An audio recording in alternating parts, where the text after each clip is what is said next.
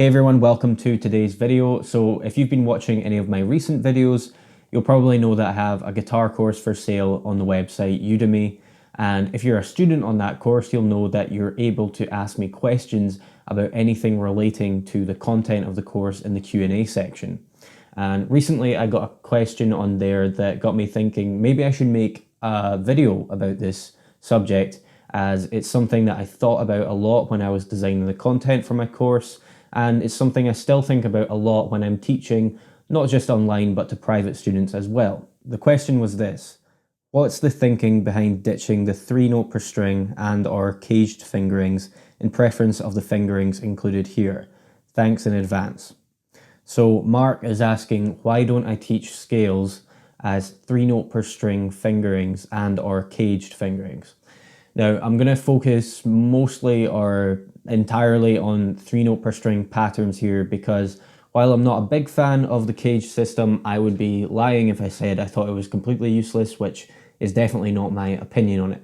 So if you're unfamiliar with 3-note per string scale patterns, they are exactly what they sound like. Take any position of the major scale, for example, and you'll find that you're able to play that with 3 notes on each string. For example, the first position might look like this. The general idea behind practicing scales in this way, from what I've seen at least, is that it's one, an easy way of memorizing scale shapes because you don't have to think about how many notes there are on each string, and two, it's easier to shred. Shred in this context meaning alternate picked or legato licks that might sound like this.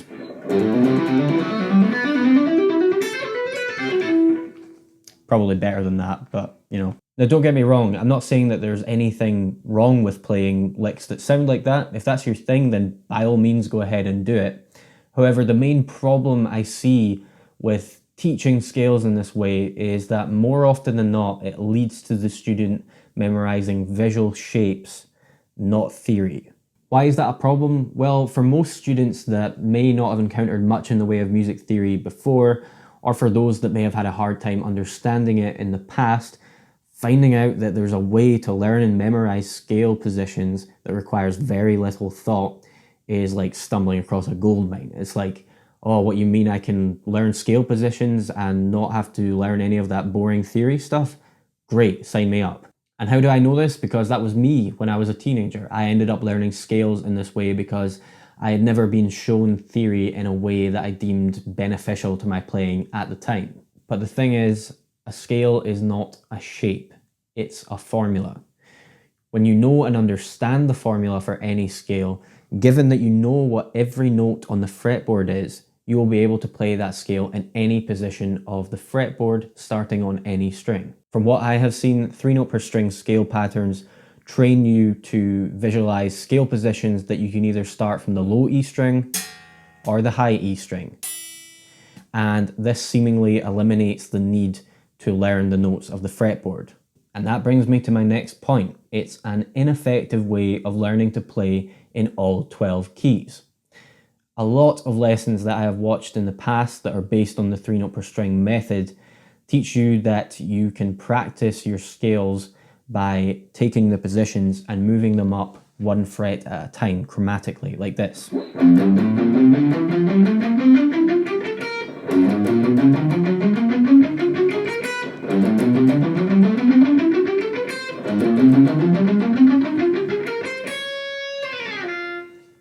So that is literally taking a scale and mindlessly moving it up 1 fret at a time. To me, that is such a pointless exercise because you don't have to put any sort of strain on your mind to be able to do that. You could literally drink a cup of coffee, read a book, and do that simultaneously. It requires a slightly higher level of effort than it takes to count from 1 to 10. In my opinion, it's a total waste of your practice time. Now, there are some lessons that I have seen that instead of teaching you to practice in all keys by moving the scale position up chromatically, teach you to use the circle of fourths to practice scale positions like this. So starting on B, then E, then A, then D, and G, so on and so forth around the circle of fourths. That is better than mindlessly moving up chromatically, but there's still a big problem with that. You're only training your mind to identify root notes on the low E string or the high E string. Why are the middle four strings left out? And for that to be effective, you would have to do that with all 7 positions of the major scale. I'm just using the major scale as an example here, by the way. It could be applied to any scale. But you would have to do that with all 7 positions of the scale 12 times each. And if you start on position 1 of the B major scale, for example,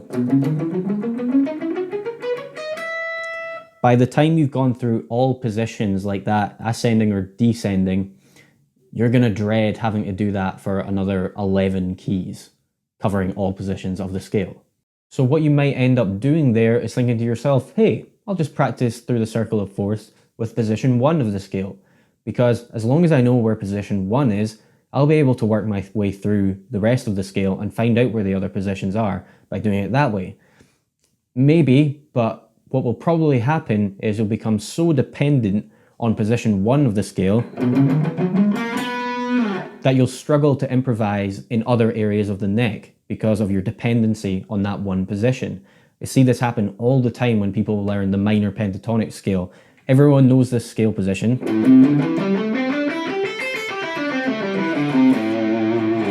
And most of us at one point or another have totally depended on that scale position to get by in a solo.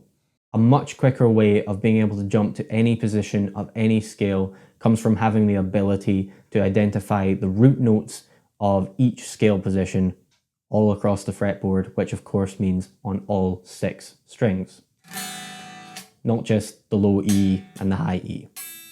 And guess what you can do when you've mastered that skill? You will be able to play any scale in all 12 keys without having to change position on the neck. For example, here's the B major scale. And here's the E major scale. A major, D major. This is something I was taught by my guitar teacher at uni, and it opened up so many doors for my playing. Being able to do this is what will get you out of what's commonly referred to as playing in the box, or more accurately being stuck in the box. And what that means is basically for a number of factors, including maybe the fact that you only know how to identify root notes on the low E string and the high E string, as well as the fact that you've maybe learned scales as visual shapes and nothing else, you find yourself constantly getting stuck in a rut of playing the same licks over and over again.